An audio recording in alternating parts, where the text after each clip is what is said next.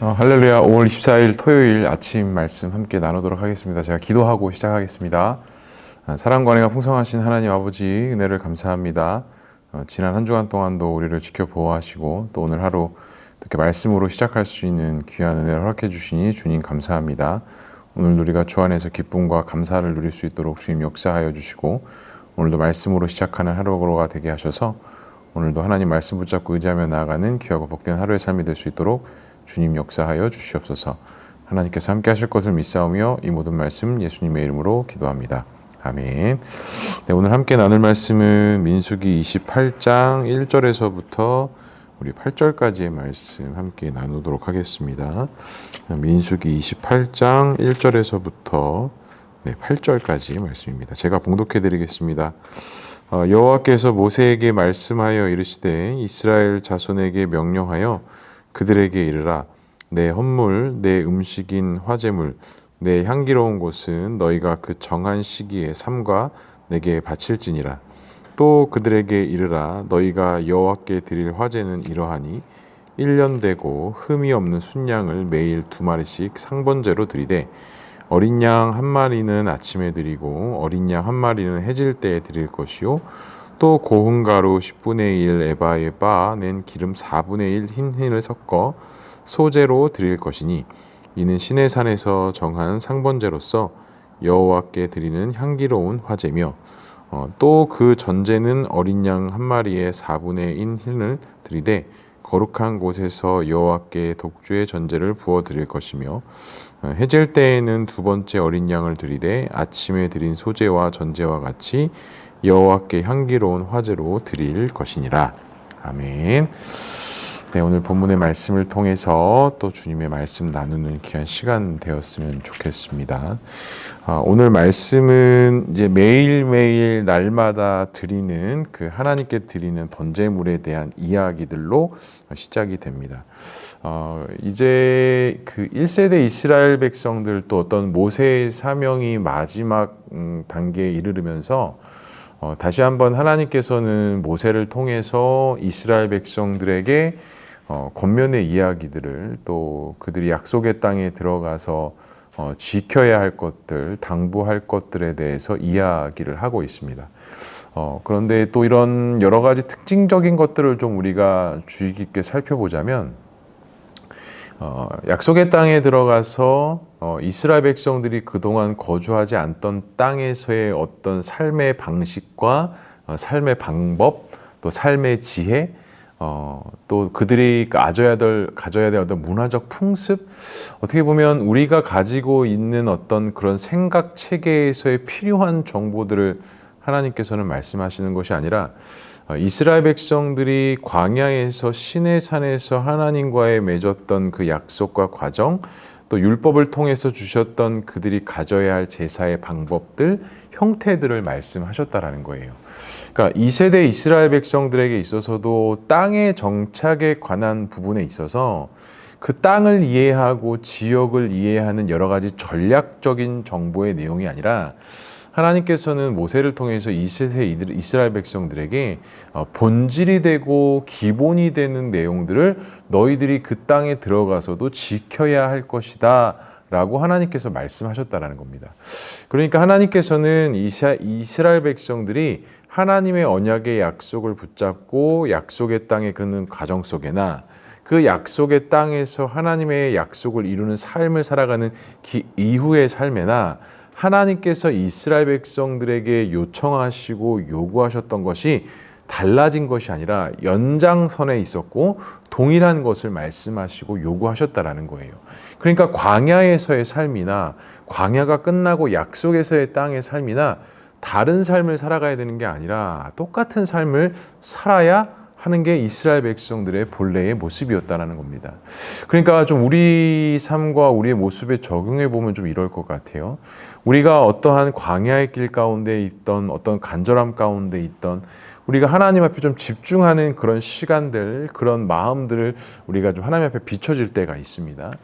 그런데 어떻습니까? 조금 마음이 편해지고 조금 문제들이 좀 이제 나에게 긍정적으로 요소가 다가오면 대번에 그런 광야의 시절 때 세워놨던 그런 방법들이 여유로움이 생기고 타협점이 생기고 조금은 이제 내 중심과 내 생각의 어떤 흐름대로 흘러가게 하려고 하는 우리네 연약함의 모습이 또 이렇게 나올 수밖에 없는 모습. 그러니까 지금 하나님께서도 이스라엘 백성들에게 말씀하신 건 광야에서 너희들이 어디로 가야 할지도 모르고 무엇을 할지도 모르는 그런 상황 속에 하나님만을 붙잡고 의지해야 하는 삶을 살았다면 이제는 약속의 땅에 들어가서는 이제는 광야의 삶이 끝났으니 이제 너희들이 안식하고 편안하게 행복하게 너희들의 어떤 생활 중심으로 살아라. 어떤 그런 우리가 일반적으로 생각하는 은혜의 삶을 말씀하시는 것이 아니라 광야에서 했던 것처럼 똑같이 약속의 땅에서도 동일한 방법대로 너희들이 너희 중심이 아니라 하나님 중심으로 삶을 살아야 한다라는 것을 말씀하고 계셨다라는 거예요. 우리도 마찬가지입니다. 우리가 어떤 고난과 역경 속에서의 하나님의 뜻을 발견하고 하나님의 깊은 중심을 발견하고 또 그 가운데 은혜를 사모해서 말씀 중심의 어떤 기도 중심의 그런 믿음의 생활을 패턴을 가지고 있다가 우리가 좀 어떤 기도의 응답이 있고 내 생활에 조금 여유가 생기고 조금 그런 어떤 마음의 편안함이 생기면 우리의 어떤 믿음의 생활 반경이 대번에 풀어지고 변경되어져야 되는 것이 아니라 그 광야 가운데 가지고 있었던 긴장감을 어떻게 보면 약속의 땅에서도 동일한 긴장감을 가지고 가야 한다라는 것이 오늘 28장 그들이 날마다 드려야 하는 그 번제물에 대한 하나님의 말씀 속에 우리에게도 동일하게 말씀하고 계시다라는 것입니다. 그러니까 이 세대 이스라엘 백성들에게 주시는 말씀은 너희들이 정한 시기에 내 헌물, 내 음식인 화제물을 항상 동일하게 내어 드려야 한다라는 것을 말씀하셨다라는 거예요. 그러니까 광야에서 했던 것이나 약속의 땅에서 했던 것이나 항상 일관되게 너희들은 내 앞에 제사하고 예배해야 함을 하나님께서 말씀하셨다라는 거예요. 성도 여러분 어떻습니까? 어떤 고난과 역경 가운데 있을 때 우리가 하나님 앞에 간절함이라는 게 있지 않습니까? 하지만 인내 없이 마음에 조금 여유와 풍요로움이 생기면 그런 간절함은 또 온도간데 없어지고 또 나는 눕기를 좋아하고 그냥 편안하기를 좋아하고 그런 영적인 긴장감들을 사실 우리가 너무나도 놓쳐버릴 때가 많이 있다라는 거예요. 근데 우리가 오늘 말씀을 통해서 좀 우리에게 적용해야 될 것은 우리가 과연 어떠한 영적인 민감함, 어떤 믿음의 예민함을 가지고 가야 하는가. 우리가 생활과 환경과 형편에 따라 그런 것들이 달라져야 되는 것이 아니라 그것과 상관없이 우리가 하나님을 바라보는 그 믿음의 민감성, 그다음 영성의 어떤 예민함들은 항상 동일하게 우리 가운데 세워져 있어야 한다라는 것입니다. 그러니까 우리가 습관적으로 반복되는 고난이 있을 때는 주님을 찾고 그러지 아니할 때는 또 주님을 잊어버리고 또한 어떤 교만과 우리의 어떤 높아지려고 하는 마음 때문에 하나님 앞에 엎드려지지 않고 또 무엇인가가 안 좋은 신호가 오고 불길한 예감이 들면 또 다시 하나님 앞에 이런 왔다 갔다 하는 믿음의 형태가 아니라 주님은 이 세대 이스라엘 백성들에게도 또 우리들에게 동일하게 말씀하시는 건 너희들이 정한 그때마다 나에게 드려야 할 그 마음의 중심을 항상 내어 드려야 한다라는 거예요. 그러니까 그 한 주의 시작과 그 한 달의 모든 시작들을 하나님 앞에 내어드리는 것을 통해 이스라엘 백성들은 반드시 하나님 앞에 믿음으로써 제사하고 예배해야 했다라는 것입니다. 그리고 6절에 이렇게 말씀하죠. 이는 시내산에서 정한 상번제로서 여호와께 드리는 향기로운 화제며 라고 말씀하시면서 새로운 것이 너에게 필요한 것이 아니라 달라진 것이 필요한 것이 아니라 내가 너희들에게 그 광야 가운데 제정하였던 그 말씀과 그 언약의 기준이 광야에서든 약속의 땅에서든 또 다른 어느 곳이든지 동일해야 함을 하나님께서는 말씀하셨다는 것입니다. 성도 여러분, 우리가 이렇게 보누리교회가 시작되고 세워지면서 여러 가지 상황들과 환경 속에서 우리가 노출된 것은 사실입니다. 지난 7개월 동안 여러 가지 어리숙함과 좀 부족함들도 있었고 우리 가운데서도 좀 적응해가고 좀 실천해야 될 것들이 사실 좀 많이 있었죠. 그런데 어떻습니까?